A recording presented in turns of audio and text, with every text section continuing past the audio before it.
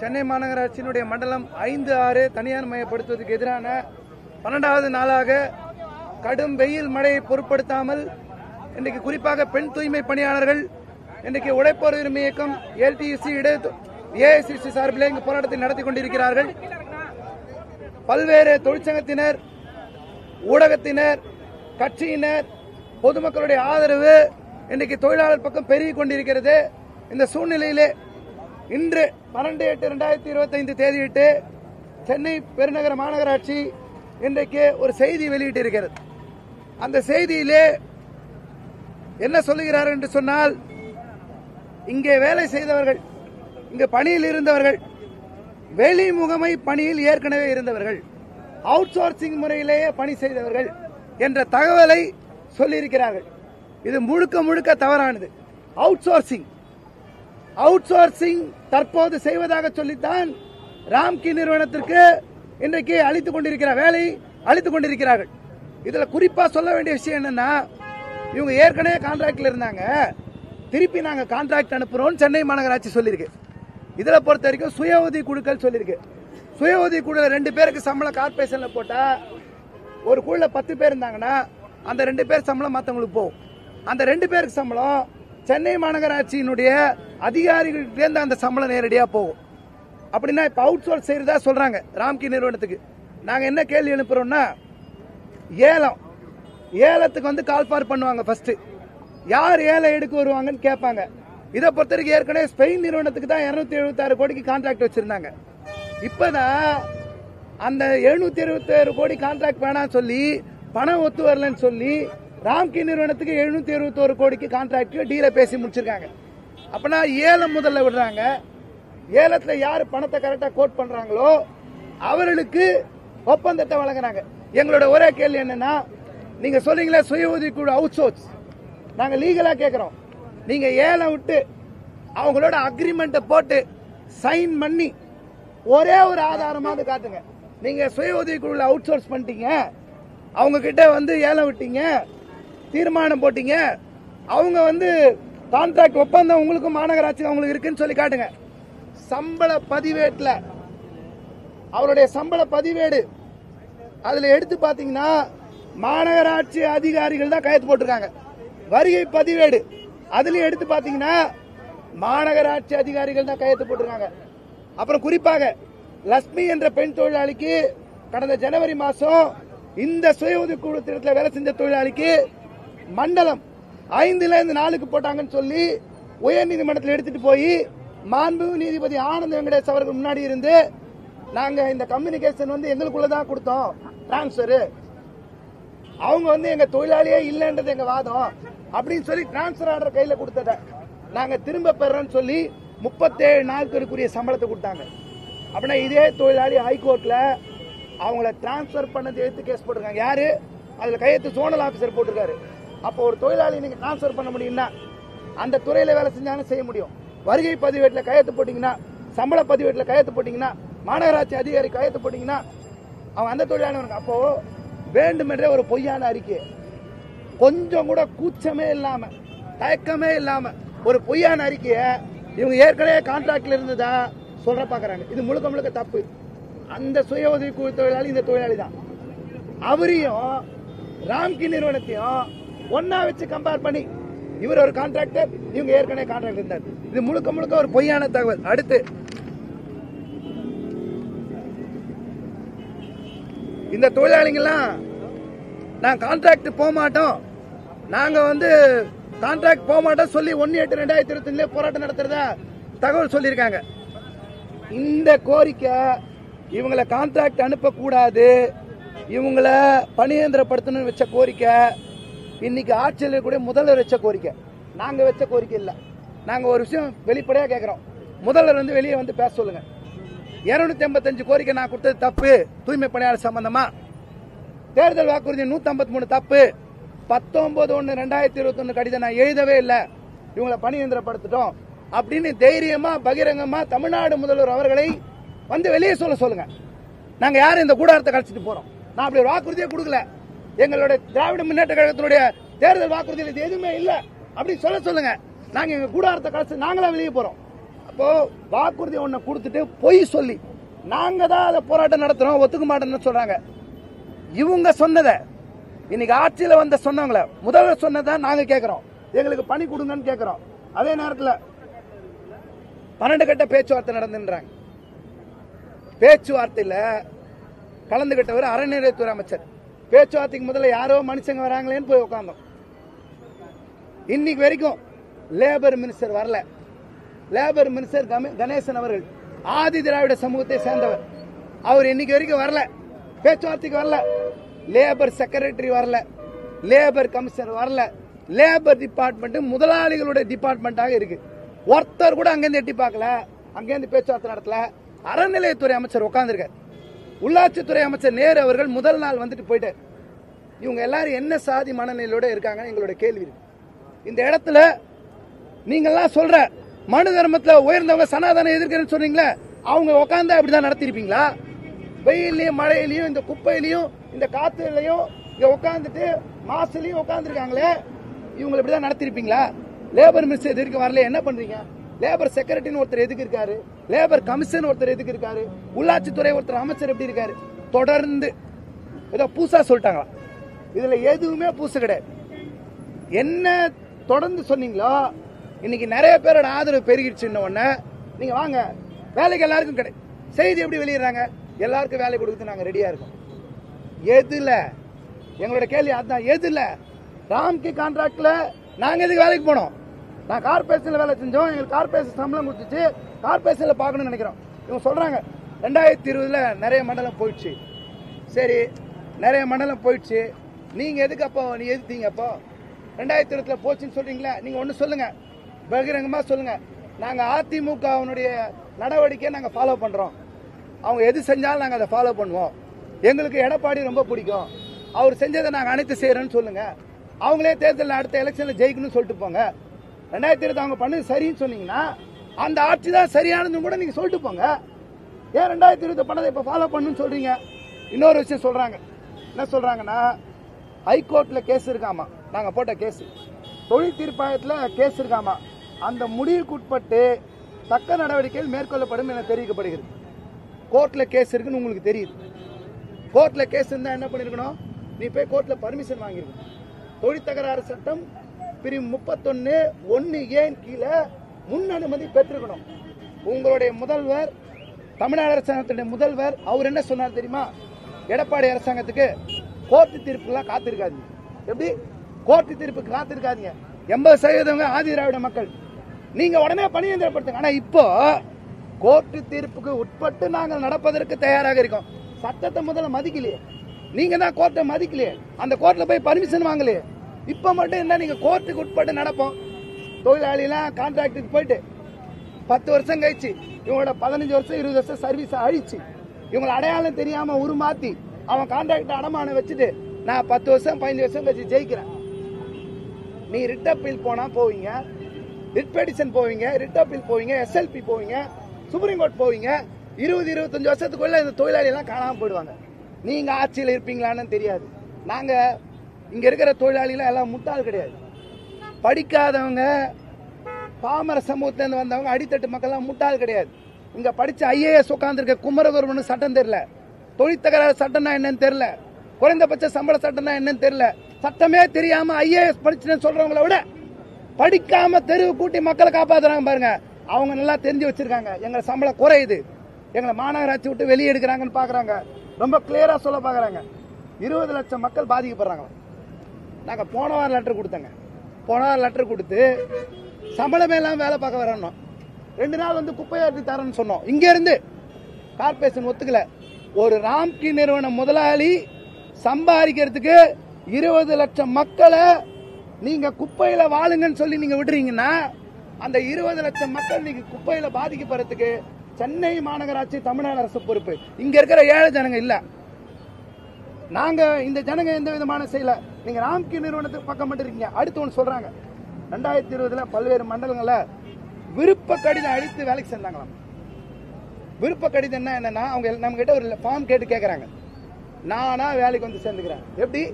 கொத்தடிமையா இருக்கிறதுக்கு, நான் என் பழைய ரெக்கார்டெல்லாம் அழிச்சு அடையாளம் தெரியாம மாறுறதுக்கு, விருப்ப கடிதம் கொடுத்து நாங்க தான் விருப்பப்படலையே, நாங்க தான் விருப்ப கடிதம் கொடுக்க மாட்டேன்றோமே, எங்களுக்கு எங்க செஞ்ச வேலையை கொடுங்கன்னு கேக்குறோமே. விருப்ப கடிதம் கொடுத்தாங்கன்னா நீங்க மிரட்டி வாங்கியிருப்பீங்க, ஏமாத்தி வாங்கியிருப்பீங்க, பொய் சொல்லி வாங்கியிருப்பீங்க. இப்ப சொல்ற மாதிரி அப்ப அந்த ஆட்சியில கூட செஞ்சிருப்பாங்க. நாங்க எதுக்கு போனோம்? நாங்க விருப்ப கடிதம் கொடுக்க ரெடி இல்லையே. அப்புறம் என்ன சொல்றாங்கன்னா 3809 தொழிலாளி பணியில நியமிக்கப்படணும். இப்ப வரைக்கும் 1770 தொழிலாளி ராம்கில சேர்ந்திருக்காங்க. 2039 காலி இடம் இருக்கு. 300 பேர் வந்து சேர்ந்துட்டாங்கன்னு சொல்றாங்க. 2 வாரத்துக்கு முன்னாடி கோர்ட்ல 20 பேர் சேர்ந்ததா சொன்னாங்க. நேத்து கோர்ட்ல நேத்து 12 மணி வரைக்கும் 203 பேர் சேர்ந்ததா சொன்னாங்க. முந்தா நாள் பேப்பர் மூலமா 25% சேர்ந்ததா சொன்னாங்க. 1953ல 25% உங்களுக்கும் கணக்கு தெரியும், எனக்கும் கணக்கு தெரியும். 500 பேர். நேத்து மத்தியானம் வரைக்கும் 203. இப்ப 300. நம்ம ரவுண்ட் பண்ணல, பத்திரிக்கை கொடுக்கும்போது ரவுண்ட் பண்ணல 300. இது யாரு இந்த 300 பேர்? பத்திரிக்கையாளங்க சர்வே எடுங்க. இங்க இருக்கிற தொழிலாளிகள் போய் எத்தனை வார்டுல இருக்காங்க சர்வே எடுங்க. நாங்க வெளிப்படையா சொல்றோம். எத்தனை பேர் போயிருக்காங்க பாருங்க. ஒரு சில பேர், ஒரு வார்டுக்கு 2 பேர் 3 பேர், அது கூட கவுன்சிலருடைய ஆளுங்க. கவுன்சிலர் போய் மிரட்டி நீ வருவியா இல்லையா, கட்சியில் இருக்க மாட்டேன், உன்னை தூக்கிடுவேன்னு சொல்லி 5000 ரூபாய் கொடுக்குறேன், வீடு கொடுக்குறேன், அரசு வேலை கொடுக்குறேன்னு சொல்லி ஏமாத்தி ஏழை ஜனங்க 2-3 பேரை கூட்டு போயிருக்காங்க. 300 பேர் சொல்வது என்பது 100க்கு 100 பொய். பொய்யான தகவல்களை சென்னை மாநகராட்சி சொல்லியிருக்காங்க. அடுத்து இவங்க சொல்றதுல முக்கியமான விஷயம், நிறைய பெனிஃபிட் இருக்காமா. பிஎஃப் இருக்கு, இஎஸ்ஐ இருக்கு.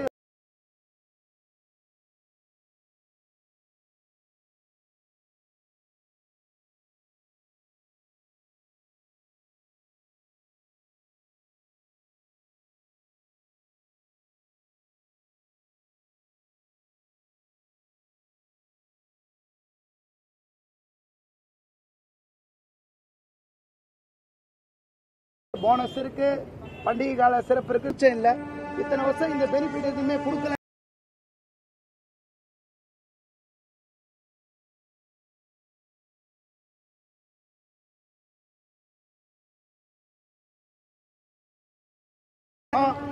நீங்க வந்து இங்க இருந்தா எதுவும் எல்லாமே இல்ல, கார்பரேஷன் நீங்க அங்க போயிட்டீங்கன்னா நல்லா இருக்குன்னு சொல்றீங்களா? அப்ப கார்பரேஷன் இல்லன்னு சொல்றதுக்கு வெக்கமா இல்ல? ஒரே ஒரு மகப்பேறு வீடு பார்க்க கொடுத்திருப்பீங்களா? 5-6ஆம் இடத்துல போய் பாருங்க, கழிப்பறை வசதி கிடையாது, ரெஸ்ட் ரூம் கிடையாது பெண்களுக்கு. நீங்க போய் பாருங்க. ஏன்னா இவெல்லாம் அருந்ததின் ஆதிதிராவிட ஜனம் தானே, இவனுக்கு கழிப்பறை இருந்தா என்ன, ரோட்ல போய்கிட்டு நினைக்கிறாங்க. இவங்க சுகாதார திட்டம் உள்ள வர வச்சிருக்காங்க, வெக்கமே இல்லாம. இவங்க இந்த சலுகை எல்லாம் பெனிஃபிட் இருக்காமா. நாங்க என்ன கேட்கிறோம், உனக்கு சம்பளம் என்ன தெரியுமா? உனக்கு மினிமம் வேஜஸ் ஆக்ட்னா என்னன்னு தெரியுமா? உங்களுக்கு இண்டஸ்ட்ரியல் டிஸ்பியூட் ஆக்ட்னா என்னன்னு தெரியுமா? நாங்க சட்டத்தை வச்சு தான் போராடுறோம். இது வரைக்கும் 12 நீதிபதி சந்திச்சிருக்கோம். மகாதேவன் அவர்கள் சுப்ரீம் கோர்ட்டுடைய நீதிபதி, மாண்புமிகு நீதிபதி, அவர் கொடுத்த கடைசி தீர்ப்பின் அடிப்படையில் பார்த்திபன் அவர்கள், இன்னைக்கு இருக்கக்கூடிய மாண்புமிகு நீதிபதி தண்டமாணி அவர்கள், இவங்க எல்லாம் கொடுத்த அடிப்படையில் தான் சம்பளத்தை வாங்கியிருக்கோம். எங்களுடைய சம்பளம் 26 நாளைக்கு நாங்க இன்னைக்கு 19,598 வாங்குறோம். நீங்க என்ன பண்றீங்கன்னா, நைஸா மினிமம் வேஜஸ் ஆக்ட்ல பேசிக் டிஏன்னு ஒன்னு இருக்கு. பேசிக் டிஏ தான் சம்பளத்தை கால்குலேட் பண்ணும். இவன் பேசிக் ஹெச்ஆர்ஏன்னு போட்டு 15,000 ரூபாய் சம்பளம் போட்டு கூடுதல் சம்பளமா எங்க சம்பளத்திலே இஎஸ்ஐ கழிப்பாங்களாம், பிஎஃப் கழிப்பாங்களாம். நான் 31 நாளைக்கு 23,000 வாங்குறேன். இப்பே நான் 19 சில்லரை வாங்குறேன். ஆவடி மாநகராட்சியும் தாம்பரம் மாநகராட்சி 10,000-12,000 இருக்காங்க. தமிழ்நாடு முழுக்க எந்த மாநகராட்சியும் இந்த சம்பளம் இல்ல. எங்களை இந்த சம்பளம் வாங்கக்கூடாதுன்னு துரத்தணும்னு நினைக்கிறாங்க. இந்த சம்பளம் வாங்கக்கூடாது, ராம்கீல போட்டோம், இந்த சம்பளம் குறையட்டும் அப்படின்னு நினைக்கிறாங்க. சம்பள குறைப்பு இது சலுகை கிடையாது, ஏமாத்து. அப்பனா மோடி வித்த காட்டுவான்னு சொல்லுவாங்கல்ல, எப்ப பாரு இது அதான், இது வித்த காட்டுறது, ஏமாத்தி சம்பளம் தான் கொடுக்குற மாதிரி மத்த சொல்ற மாதிரி. அப்புறம் உண்மை நிலையை தெரிஞ்சுக்கிட்டு நீங்க வாங்கன்றாங்க. நாங்க ஒன்னு சொல்றோம், தயவு செஞ்சு நம்ம கார்பரேஷன் கமிஷனர் மேயர் வரட்டும், சங்கம் தள்ளி வந்துடுறோம். சங்கம் முன்னாடி பத்திரிகையாளர் நீங்க மட்டும் இருங்க, உங்க முன்னாடி வந்து போய் உண்மை நிலையை விளக்கட்டும் தொழிலாளிகிட்ட. எப்ப அவங்கள சம்பளம் ஏறிடும், நீங்க ஆஹோன்னு இருப்பீங்க. பாருங்க, பாதுகாப்பு உபகரணம் தருவாங்களாம், ஷூ தருவாங்களாம், உடை மாற்றும் கருவிகள்லாம் தருவாங்களாம், சுகாதார பொருட்கள் தருவாங்களாம். போய் பாருங்க, வெக்கமே இல்லாம மாஸ்க், கிளவுஸ் எதுவுமே இல்லாம தொடப்பத்து கொடுத்து கூட ஜனங்க தான் அவங்களுடைய சொந்த காசுல வாங்கணும். அண்ணன் கூட வாங்கினா ஜனங்க சொந்த காசுல வாங்கணும். எதுவுமே தராதவங்க இப்ப அவங்க கிட்ட போனா எல்லாம் தந்துருவாங்க. கேள்வி கேட்கிற நாதி இல்லைன்னு நினைச்சுக்கிட்டு இந்த அடிப்படையில் இருக்காங்க. ஒப்பந்தம் பத்தி சொல்லிட்டேன். ஒரு தகவல் என்ன சொல்றேன்னா, கான்ட்ராக்ட்ல இன்னைக்கு சம்பளம் போய் பாருங்க 16,000 ரூபாய். நாங்க நீங்க போய் ராம்கேஆர் பேச 10 மண்டபத்தில் இருக்கு தனியார், 16,000 ரூபாய் சம்பளம். அவங்களுக்கு இன்னைக்கு தேதியில நாங்க 23,000 ரூபாய் இப்ப சம்பளம், 16,000 ரூபாய் சம்பளம். விடுப்பு கேட்டாலோ புகார் சொன்னாலோ வேலை நிற்கும். இன்னைக்கு பத்திரிகையில வந்திருக்கு, வேலை நீக்கம். 100 பேர் வேலை செஞ்ச வார்டுல 32 பேர் செய்யணும். அதுல 12 பேர் பெருக்குவர்களா இருக்கணும். ஒரு நாளைக்கு 12 தெரு பெருக்குனா உடல் மரத்து போற சூழ்நிலை தான் இருக்காங்க. இன்னைக்கு ஒப்பந்த மயன்றது நரக படுகொடியை நோக்கி தள்ளக்கூடிய சொர்க்கம் அவங்க சொல்றது. இன்னைக்கு இருக்கக்கூடிய நீங்க உள்ள போய் பாத்தீங்கன்னா ராம்கி நிறுவனத்துல பிஎஃப் பணம் கட்டதில்ல, கேள்வி கேட்டா தூக்கி அடிக்கிறான், எந்த உரிமையும் இல்ல. சென்னை மாநகராட்சி அடையாளத்தை அழிக்காதன்னு நாங்க சொல்றோம். எங்க சென்னை பூர்வகுடிகளோட மக்களுடைய அடையாளத்தை நீங்க அழிக்காதீங்கன்னு நாங்க சொல்றோம். குறிப்பாக அவங்க ஒரு விஷயம் சொல்றதுக்கு நாங்க குறிப்பிட்டு சொல்லணும்னு நினைக்கிறோம். இந்த சுய உதவி குழு திட்டம் சொல்றாங்க, இது ஏற்கனவே அவுட் சோர்சிங்றாங்க. மாண்புமிகு நீதிபதி ஹரிபரந்தாமன் அவர்கள் இது ஷாம் அண்ட் போகஸ் அப்படின்னு சொல்லி தீர்ப்பு கொடுத்திருக்காரு. இது முழுக்க முழுக்க போலியானது, செயற்கையா உருவாக்கப்பட்டது தீர்ப்பு கொடுத்திருக்காரு. அந்த தீர்ப்பு மாண்புமிகு நீதிபதி சுரேஷ்குமார் அமர்வு உறுதி செஞ்சிருக்கு. இந்த மாதிரி சுய உதவி குழு சொல்றது செயற்கையானது, போலியானது, ஏமாத்து கொண்டதுன்னு சொல்லி உயர் நீதிமன்றம் தீர்ப்பு கொடுத்திருக்கு. அந்த தீர்ப்புகள் வச்சுதான் நாங்க வழக்கு நடத்துறோம். வழக்கு நடத்தவும் ரெடி இல்ல. இந்த அறிக்கை என்பது முழுக்க முழுக்க தவறானது. எங்களுடைய போராட்டம் தொடரும். நாங்க ஒரு கோரிக்கையை இன்னைக்கு வைக்கிறோம். என்ன வைக்கிறோம்னா, தமிழ்நாடு முதல்வர் அவர்கள் எங்களோட பேச்சுவார்த்தை நடத்தணும். நீங்க தான் வாக்குறுதி கொடுத்தீங்க. 153 கொடுத்தது நீங்க, 285 கொடுத்தது நீங்க, 19/1/2021 கொடுத்தது நீங்க. நீங்க எல்லாரையும் சந்திக்கிறீங்க. தேர்தலில் ஓட்டு வேணா எதிர்கட்சியில இருந்து யாரும் வந்தாலும் பாக்குறீங்க. திரைப்பட நடிகர் யாராவது உங்களை பார்க்கணும் விருப்பம் சொன்னா அவங்கள பாக்குறீங்க. எல்லா நிகழ்ச்சிக்கும் போறீங்க. ஆனா இங்க இருக்கிற ஜனங்க நாங்க கேட்கிறோம், சென்னையினுடைய பூர்வகுடி மக்கள் இவங்க நாங்க கேட்கிறோம், எங்க உழைப்புரிமை சங்கம் கேட்குது, உங்களோடு நாங்கள் பேச வேண்டும். சும்மா பேருக்கு அமிச்சு எங்களை அசிங்கப்படுத்தாதீங்க. பேருக்கு எங்களுக்கு சும்மா பேச்சுவார்த்தை சொல்லி ஏமாத்தாதீங்க. சம்பந்தப்பட்ட துறை அமைச்சரும் வரதில்ல, லேபர் மினிஸ்டரும் வரதில்ல, யாரும் வரதில்ல. பேச்சுவார்த்தை பொய் சொல்லாதீங்க. எங்களுக்கு உங்க தலைமையில பேச்சுவார்த்தை நடத்தணும். நீங்க தீர்வு காண நாங்க விரும்புறோம். நீங்க நேரடியா வந்து நீங்க சொல்ற இடத்துக்கு நாங்க வர்றோம். எங்க கூப்பிட்டால வர்றோம். எங்களோட பேச்சுவார்த்தை நடத்தி எங்கள் கோரிக்கையை ஏற்க வேண்டும். எங்கள் கோரிக்கைக்கு செவி சாய்க்க வேண்டும். ஏழை எளிய மக்களுடைய கோரிக்கைக்கு செவி சாய்க்க வேண்டும் என்பதை நாங்கள் கோரிக்கையாக முன்வைக்கிறோம்.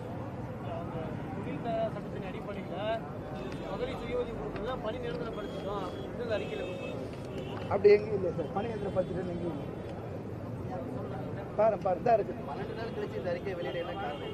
சார் இப்ப ஆதரவு பெருகிச்சு சார். பல தலைவர்கள், பல பேர், பல கட்சியினர், தொழிற்சங்கத்தினர், ஊடகத்தினர், சமூக வலைதள இளைய தலைமுறை கூட்டம், மாணவர்கள், தொழிற்சங்கத்தினர் மனசாட்சியோட கொரோனா காலத்தில் யார் காப்பாத்தினாங்களோ அவங்க கூட நிக்கணும்னு முடிவு பண்ணிருக்காங்க சார். நிறைய பேரு கட்சி வேறுபாடு பார்க்காம, சங்க வேறுபாடு பார்க்காம, வேற எதையும் சாதி மற்ற அடையாளங்கள்லாம் பார்க்காம தொழிலாளி ஜெயிக்கணும்னு நினைக்கிறாங்க சார். இதனாலதான் வேண்டும் என்று திரும்பவும் ஏதோ வேலை கொடுக்க ரெடி. அவங்க என்ன சொல்றாங்கன்னா, நாங்க வேலை மறுப்ப வேலை நிற்கமோ செய்யல. நாங்க என்ன கேட்கிறோம், ஏற்கனவே கார்பரேஷன் சம்பளம் வாங்கிட்டோம். நீ இப்ப அவுட் சோர்ஸ் ராம்கிட்ட போய் சம்பளம் வாங்கன்னு சொன்னா, நான் 15 வருஷம் செஞ்சிருக்கேன். நான் புதுசா ஃபார்ம் எழுதி கொடுத்து டேட் ஆஃப் ஜாயினிங்கோட போறேன். நான் எனக்கு நீ வேலை மறுத்துட்டேன்னு அர்த்தமா, வேலை மறுப்பு செஞ்சுட்டேன்னு அர்த்தமா, வேலை கொடுக்குறேன்னு அர்த்தமா? நாங்க வேலை நிறுத்த போராட்டத்தில் இருக்குமா? வேலை நிறுத்த போராட்டத்தில் யாருக்கு இருக்க வேண்டிய அவசியம் இருக்கு? நாங்க இப்ப சொல்றோம், உங்க முன்னாடி சொல்றோம், நாளைக்கே 31/7/2020 வேலை கொடுக்குறேன்னு சொல்லுங்க. நாங்க நாளைக்கே போயிடும். ஏன் நீங்க மத்தியானம் சொல்லுங்க, நீங்க மத்தியானமே போயிடும். நாங்க ஸ்ட்ரைக்ல இல்ல, அவங்க வேலையை மறுத்திருக்காங்க.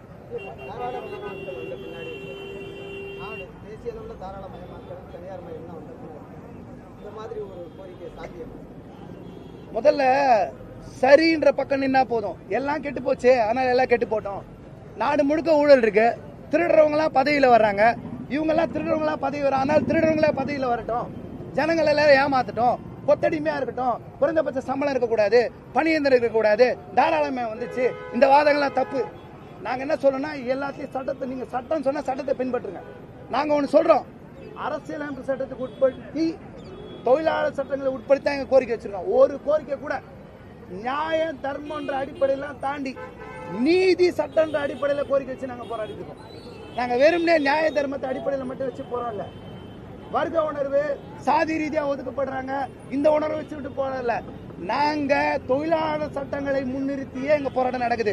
எல்லாம் குட்டி சேவரா இருக்கு, தப்பா போயிட்டு இருக்கு, நீ தப்பா போன்னு சொல்றது நாங்க ஏத்துக்கிறதுக்கு ரெடியா இல்ல. இப்ப ஒரு தொழிலாளிக்கு மாநகராட்சி கொடுக்கக்கூடிய ரூபாய் மாத சம்பளம் ஊதியம் எவ்வளவு இருக்கும்? ராம்கி நிறுவனத்துக்கிட்ட போறப்ப அதோட தொகை அதிகரிக்குதா? எவ்வளவு ரூபாய் அது அதிகரிக்கும்? மாநகராட்சி இப்ப அதிகமா அவங்களுக்கு கொடுக்க போதா தனியார் நிறுவனத்துக்கு? இல்ல இவங்களுக்கு கொடுக்குற அந்த தொகையை தான் ராம்கிக்கும் கொடுக்க போகுது? அது வெளியில வரல, நிச்சயமா அது வெளியில வரல. இப்ப 270 கோடியில விளக்கமே இல்ல. என்ன லாபம் ஆக போகுதுன்றத பத்தி எல்லாம் சொல்ல, எல்லாம் மறைமுகமா இருக்கு, எதுவுமே திரைமறைவில் இருக்கு, நேரடியா வெளிப்படையா இல்ல. நிச்சயமாக எங்க சம்பளத்தை, நீ கொடுக்கிற சம்பளத்தை கழிச்சு தான் கொடுக்க முடியும். லாபம் சம்பாதிக்காம ராம்கி இறங்க மாட்டாங்க சார். ராம்கி ஒன்னும் சமூக சேவை கிடையாது. அவருடைய ஒய்எஸ்ஆர் கட்சியில எம்பியா 2வது ராஜ்யசபா பெரிய பணக்கார எம்பி அவர் தான், இந்த ரெட்டி. அவர் ஒய்எஸ்ஆர் ஜெகன்மோகன் ரெட்டி கட்சியினுடைய அவர் மிகப்பெரிய பணக்காரர்.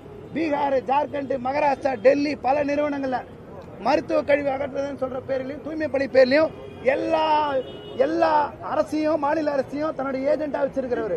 அவருக்காக தான் கஷ்டப்பட்டு போராடிட்டு இருக்காங்க. இவங்க சென்னை மாநகராட்சி கமிஷனரும் அமைச்சர்களும் போராடுவது ராம்கியை காப்பாற்றுவதற்காக, ராம்கிக்கு கொடுத்த வாக்குறுதியை காப்பாற்றுவதற்காக, ராம்கி கிட்ட என்ன பெற்றார்களோ அதை காப்பாற்றுவதற்காக. நாங்க நீங்க கொடுத்த தேர்தல் வாக்குறுதியை காப்பாற்றுவதற்காக போராடிட்டு இருக்கோம்.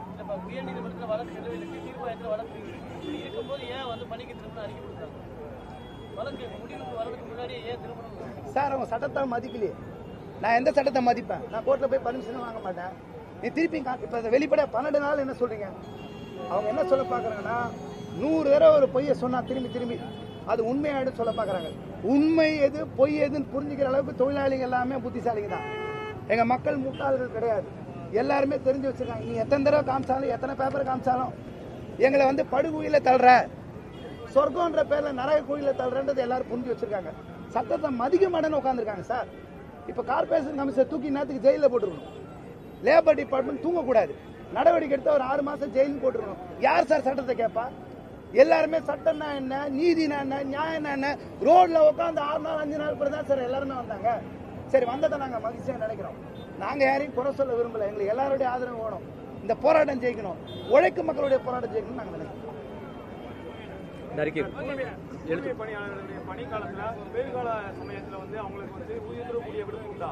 கிடையாது சார். 365 நாள் வேலை, வார விடுமுறை, தேசிய விடுமுறை, பண்டிகை விடுமுறை, எந்த விடுமுறையும் கிடையாது. மகப்பேறு விடுப்பு கிடையாது. சட்டப்படியான எந்த பயன்களும் கிடையாது. 7 முறை சார், 7 முறை நினைச்சாங்க. அந்த கணக்கு கூட சரியா சொல்ல தெரியல சார்.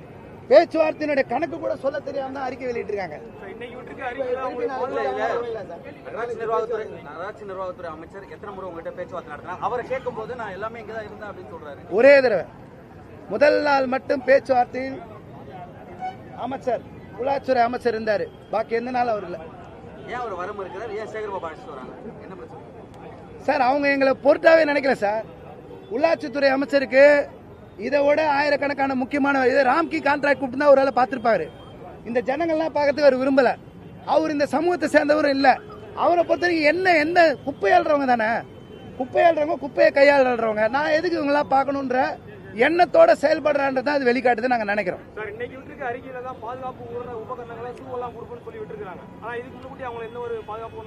அதெல்லாம் ஒண்ணும் கொடுக்கல சார். சும்மா எப்பயாவது ஒரு நாள் கணக்கு காட்டுறதுக்கு இந்த ஸ்கூல்ல எல்லாம் இன்ஸ்பெக்ஷன் வரும்போது எதனா வச்சிருப்பாங்க பாருங்க, அந்த மாதிரி காட்டுவாங்க. எல்லா நாள்லாம் கொடுக்கல, வெறும் கையில தான் அள்ளுவாங்க. குப்பை, எல்லா குப்பையும், டயப்பரு, நாப்கின், ஊசி, மருத்துவ கழிவு எல்லாத்தையும் கையில தான் சார் எங்க ஜனங்க அள்ளி இருக்கு. ஆணி உட்பட கை குத்தி இருக்கு. கால் ஆணி குத்தாத ஜனங்களே கிடையாது. நீங்க போய் பாருங்க, நோய் வாங்காத ஆளே கிடையாது. கை உடைஞ்சி பல பிரச்சனை, நடுவில் நின்று சென்ட்ரல் மீடியில் நின்று ஆக்சிடென்ட் உட்பட்டு பல நெருக்கடியை சந்திச்ச ஜனங்க தான் இவங்க.